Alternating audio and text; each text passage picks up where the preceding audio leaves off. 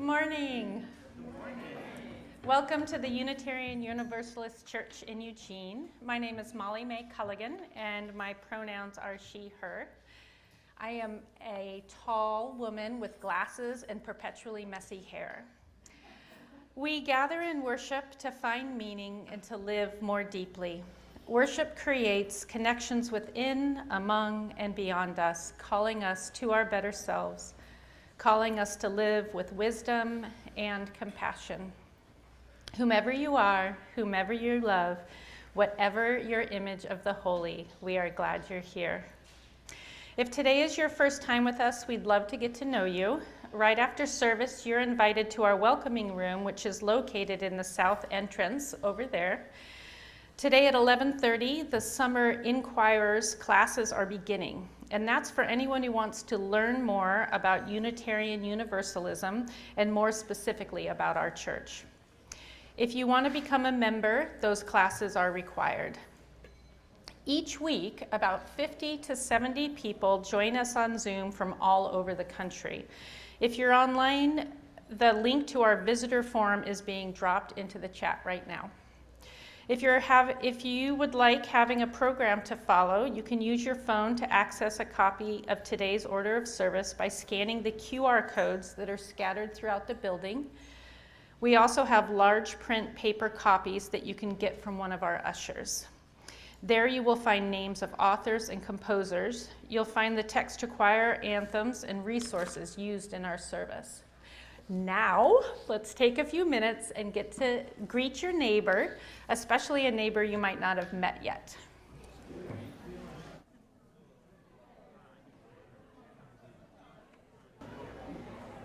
Hello again. Thank you, Mirma. We light the chalice, the symbol of our Unitarian Universalist faith, with words from Nancy Schaffer. This making of a whole self takes a very long time. Pieces are not sequential, nor are supplies. We work here, then there, hold up tattered fabric to the light, sew past dark intent, use all of our thread. Sleeves may come before length, buttons before a rounded neck. We sew at what most needs us, and as it asks, sew again. The self is not one thing, once made, unaltered, not midnight task alone, not after other work. It's everything we come upon, make ours, all this fitting of what once was and has become. And now let's say together the words of our mission, which affirm our shared purpose. Empowered by love, we transform ourselves and serve our world.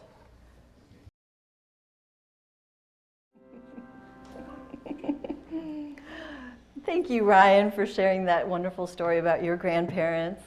Good Sunday morning, everyone. My name is Jen Youngsun Rue, using the pronouns she and her, and I serve this congregation as its minister. So I want to ask Molly Mae and Christina and David, and is Robin still around? Oh, yeah, thank you. So I need your help, y'all, because this morning's service is dedicated to the elders in our congregation. And so to show appreciation for you and the lives that you have lived and the gifts that you continue to share with all of us, and also the challenges that you have endured, we would like to offer our affection to you in the form of a fresh carnation. Now you may be wondering, am I an elder? Is she talking about me? Because I don't feel like an elder. Well, we're gonna just leave that up to you, okay? Just, if you want a flower, just do a little wave and we'll give you one, all right? So, here we go. Ooh. Grab some. Floor flowers. Yeah.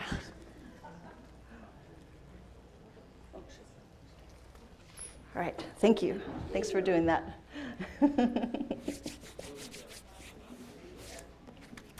So in our spiritual tradition, we dedicate babies, right? We dedicate children. We bear witness to teenagers in their coming of age and in their bridging ceremonies. But moving into retirement years, we don't really take time to acknowledge that, right? But moving into those years has been compared by some to adolescence, because there are great changes taking place, and the questions are kind of similar. Who am I going to be now? What am I going to do with my life?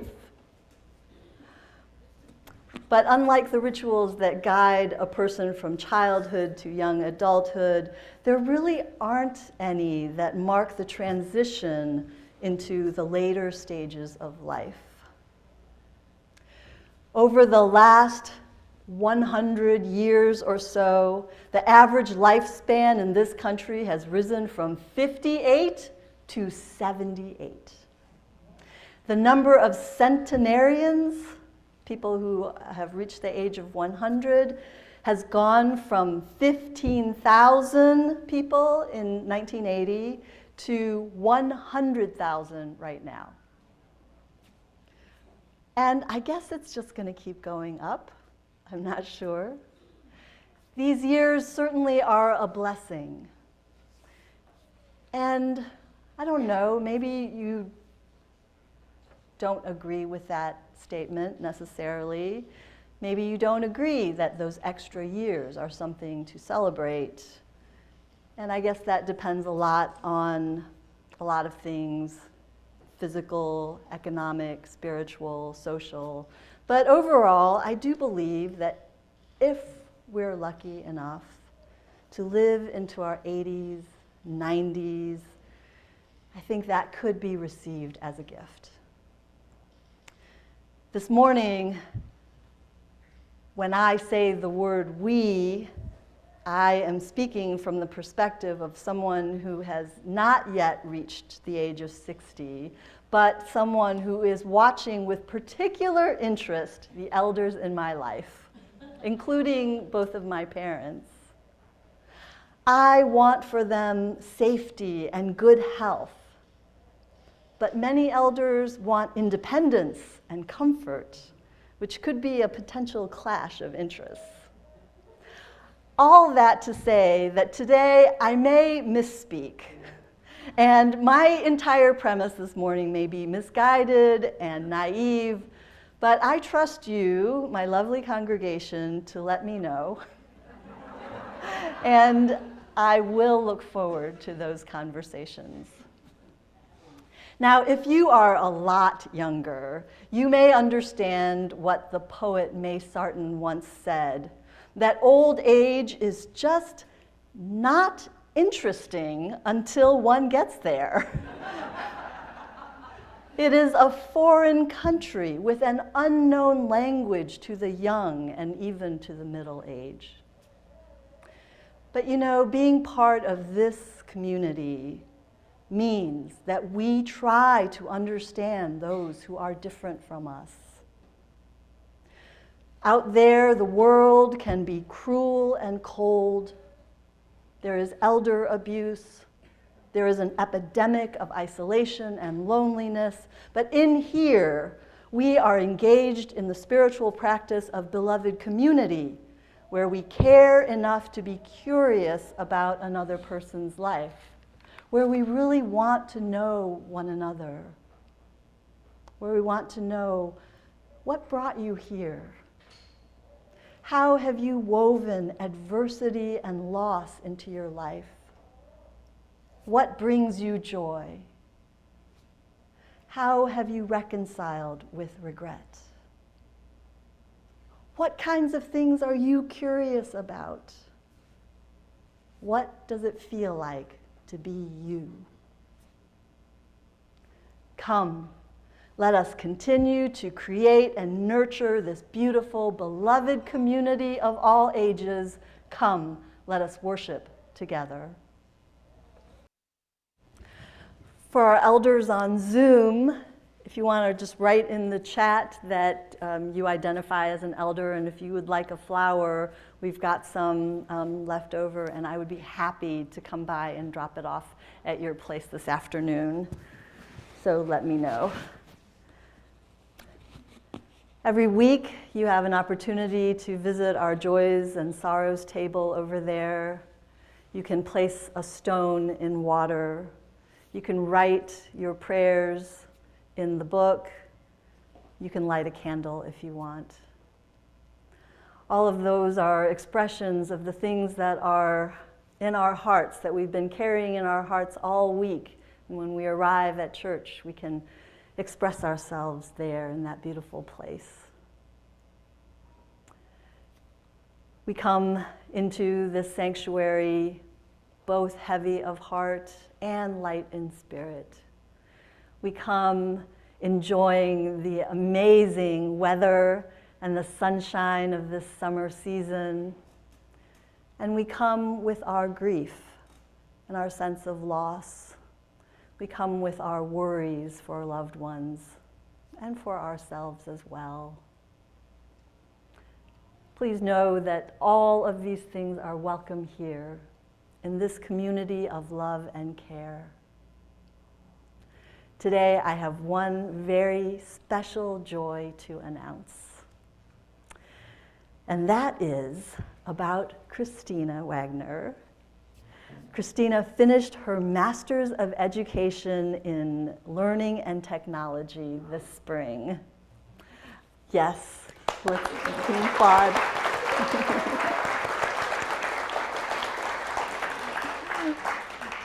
It's quite an achievement because she actually completed her bachelor's degree and this master's program all in under 4 years while working full-time and coming to church on Sundays to be the premier greeter of our congregation. Her commitment and her perseverance are inspiring to all of us. So congratulations, Christina.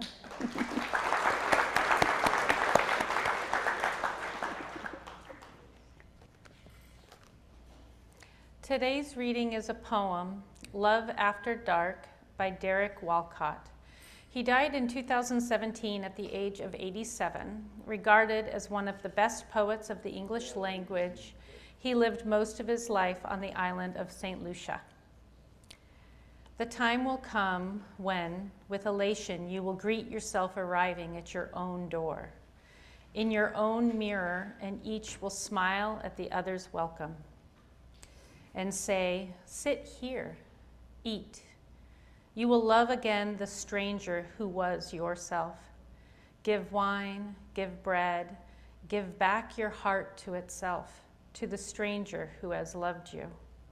All your life, whom you ignored for another, who knows you by heart, take down the love letters from the bookshelf, the photographs, the desperate notes. Peel your own image from the mirror. Sit. Feast on your life.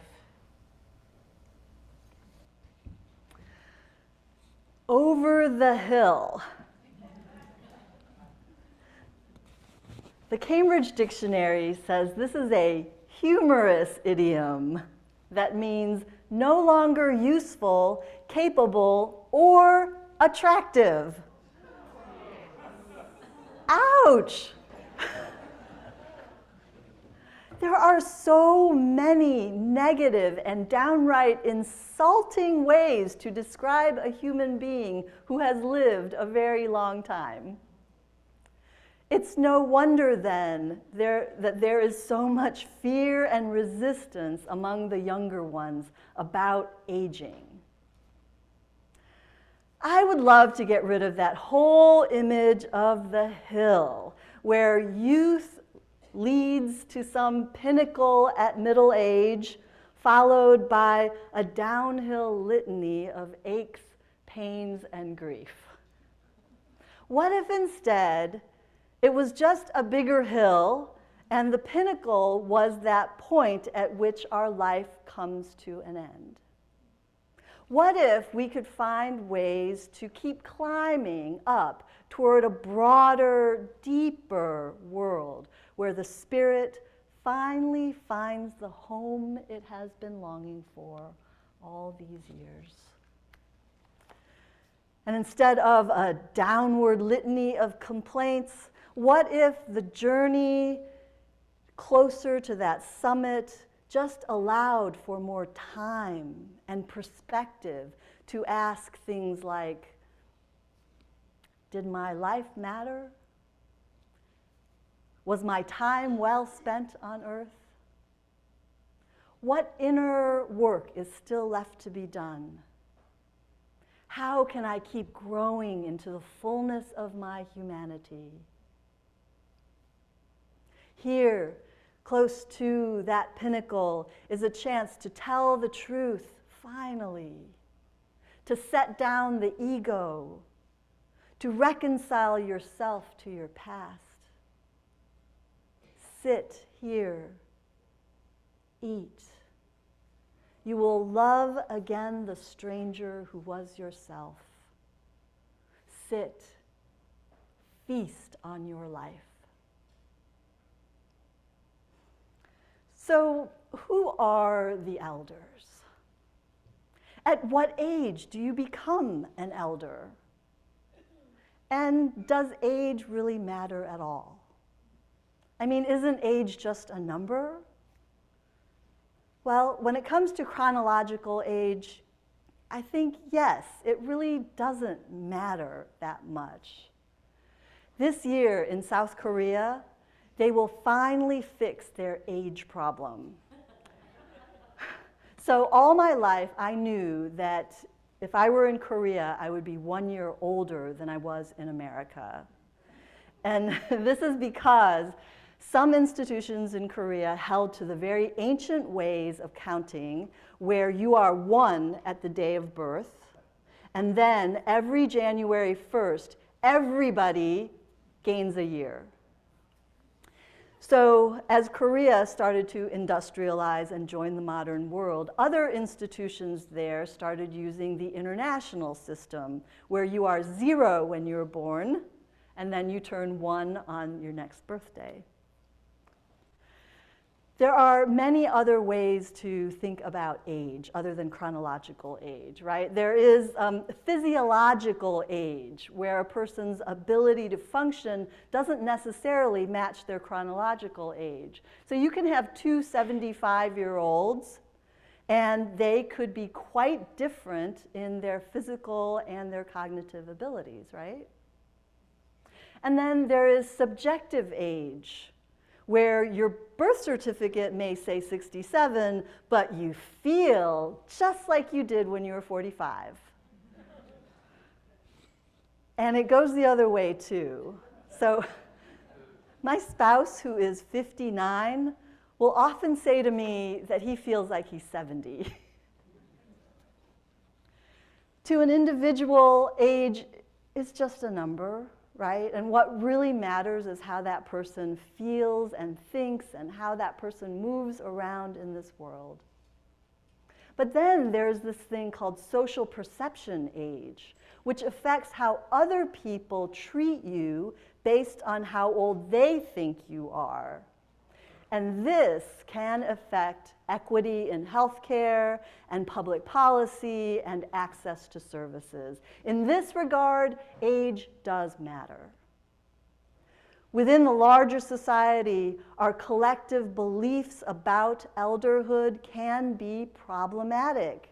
And there are things about the way we think about elderhood that really need to change. So I've got 3 things for you. 3 is always the magic number in sermons.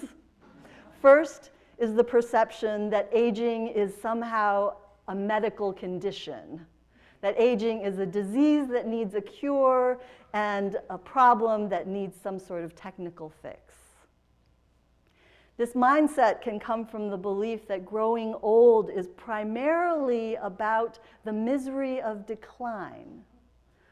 And the truth is that the majority of the elders in our country live independently, and while there may be pain, most would not consider their lives to be miserable.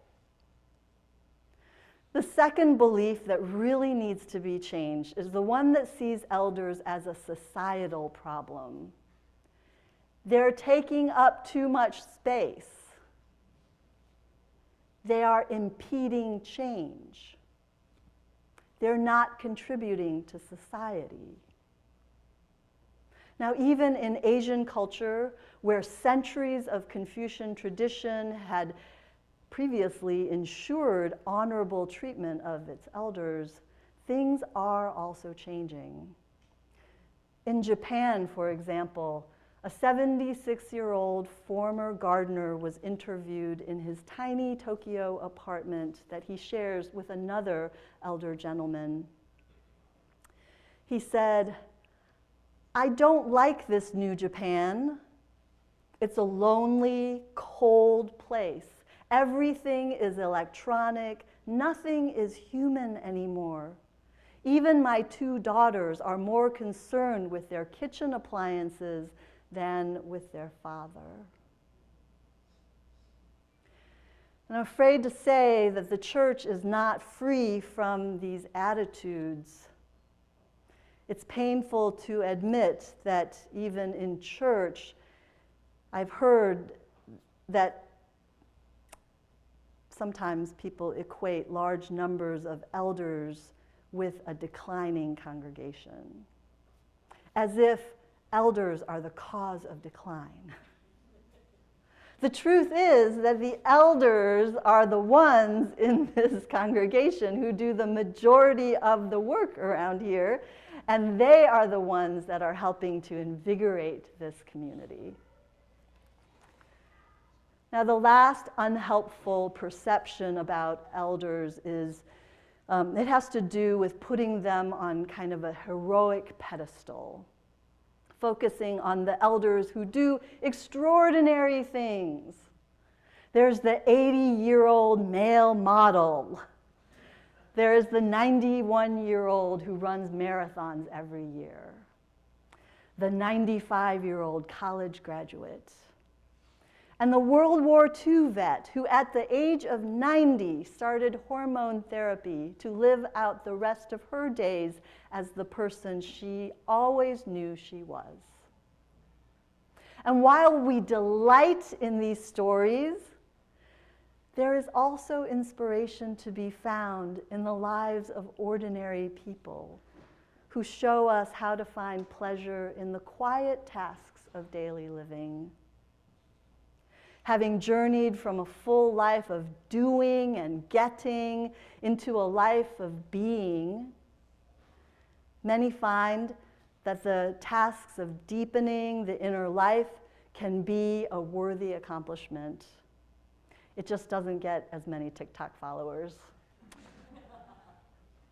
In order to grow well, the wise ones tell us to let go of these warped ideas about aging. These ideas like we can or even want to cure old age, the idea that elders are a social problem, or that only heroic deeds matter. Letting go of well-established ideas, though, is easier said than done, right? Negative messaging about aging or lots of other things can be internalized, and older people can start to believe these things about themselves and other elders. I mentioned earlier that adolescents have their rituals, right, that mark transition from youth to young adulthood, but there are no similar rituals as we enter the later stages in life. And I was wondering, maybe the reason we don't have that is because we as a society has kind of internalized these negative stereotypes and have all come to believe that there is nothing to celebrate here. Maybe it's because we have come to relate aging as kind of akin to failure, that there is some sort of shame in growing old. It's no wonder that people start believing then that the world, I don't know, may be better off without them taking up space. believing that younger humans are inherently more worthy and valuable than the older ones? It makes me sad to hear this because when I think about my parents and their cohort, their presence enriches my life.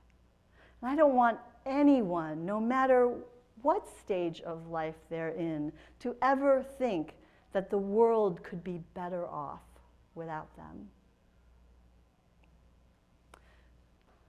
Robert Browning once famously wrote, "Grow old with me, the best is yet to be, the last of life for which the first was made." I have a feeling that there are plenty of elders who would not agree with Browning, finding it difficult, if not impossible, to experience the last in life as the best. Because there is real pain. Because there is real disability and loss of capacity. There is deep grief and bitter regret. And while it has been said that when the physical dimensions of life diminish, the spiritual aspect increases, it's not always the case. Not all elders are drawn to spiritual growth and cultivating an inner life. For some, the last years of life are without hope or love, without joy or peace of mind. There is also a very real economic insecurity happening. It is estimated that over the next 10 years, the number of elderly Americans without homes will triple. Even though people of all ages, of course, face financial insecurity, it impacts older adults differently because of physical and cognitive disability and decline in social connections. Isolation and loneliness seem to go hand in hand with growing older. And this brings us to the final way in which the last of life may not feel like the best of life.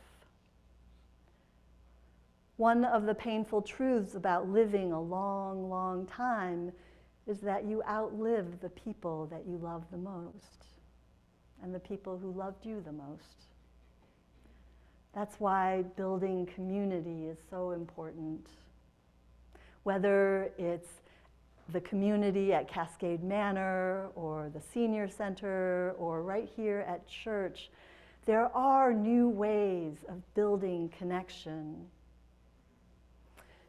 Not to say it's easy, though. Making friends at any age can be challenging, and it can be especially challenging to try to replace those long-term, lifelong friendships.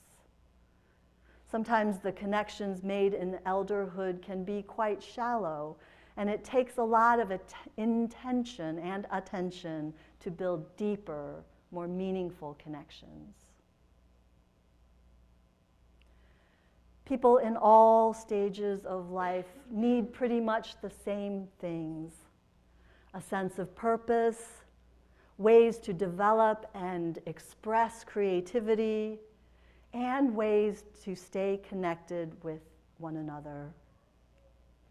These things may become a little more difficult as we age, and so I believe it is the task of spiritual community to center those members for whom access to those things is more challenging.